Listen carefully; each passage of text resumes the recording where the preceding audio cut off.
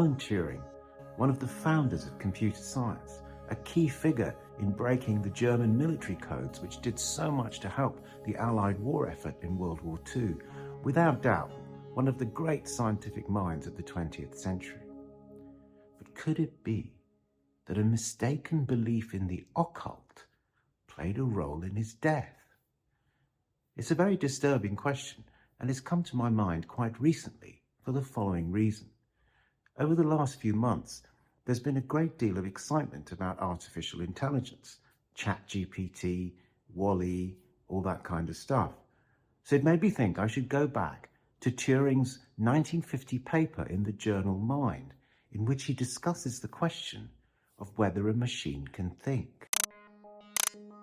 The article's called Computing Machinery and Intelligence, and it's in this article he comes up with what's now famously known as the imitation game, or also the Turing test. The basic idea is that there's a screen which obscures a machine and a person. They can only communicate with the outside world through some sort of printing device, so you can't hear their voices or anything like that. And then the question is, can the machine fool an interrogator into thinking that it is in fact a human? Now, there's several interesting things about the original article. The first is that Turing introduces the idea by saying it's a man and a woman behind the screen. And the question he asks is, could a man trick an interrogator into thinking he was a woman? Having introduced the idea in this way, he replaces one of the people with a machine and says, could the machine trick the interrogator into thinking that it was in fact a human?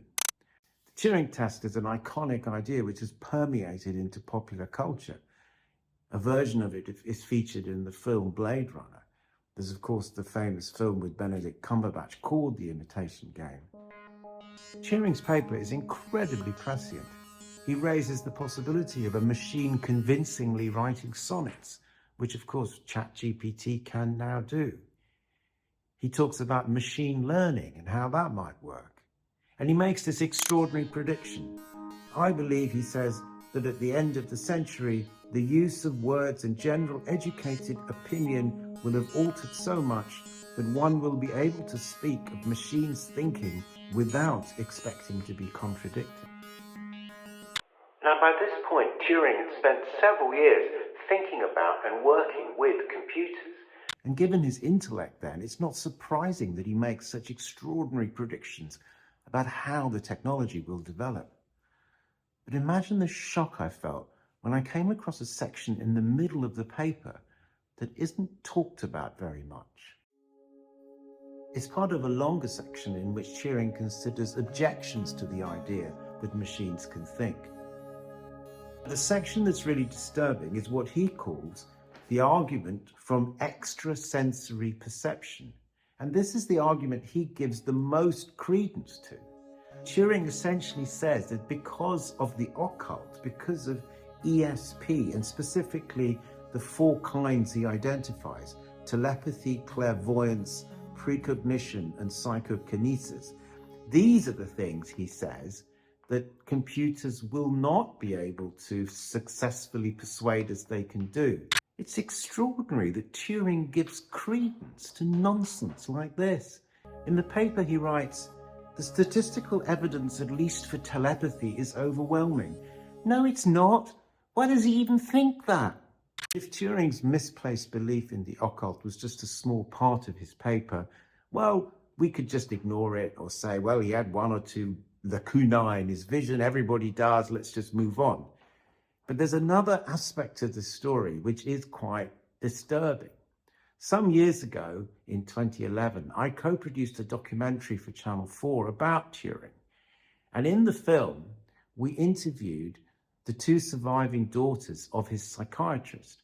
Turing had consulted a psychiatrist in Manchester in the years not long before he actually died. In the film, one of Franz Greenbaum's daughters, Barbara, tells a quite bizarre story about Turing, who by then had become a close family friend. She says that one weekend they all went as a group to the seaside at Blackpool. And when they were there, they came across a fortune teller's tent, and Turing decided he wanted to go in and have his fortune told. Well, that seems innocent enough. But Barbara says that when he came out, he was shaken to the core. Now, Turing didn't tell any of them what the fortune teller had said to him, but he was clearly very upset by it. And the really shocking thing is within 2 or 3 weeks, he killed himself. When we made the film, we didn't quite connect the dots. But now, having reread the Mind paper and seen the section where Turing explicitly expresses his belief in the supernatural, and connecting that to the story of the fortune teller, well, it makes the whole fortune teller story much more credible. Now, I'm not saying that the conversation with the fortune teller was the primary or direct cause of Turing's death. He'd suffered a lot by then. He'd been arrested and branded as a criminal for his sexuality. His own government had punished him by chemically castrating him. No, it's just the idea that a purveyor of non-scientific nonsense could have played even a small role in his death that is quite upsetting.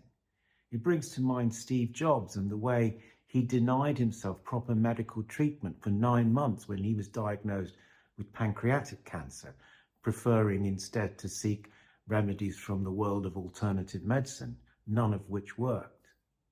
So the point of this is perhaps what distinguishes humans from machines is not that we can write poetry and that machines can't, or that we can create great art and machines can't, or we can think creatively and machines can't.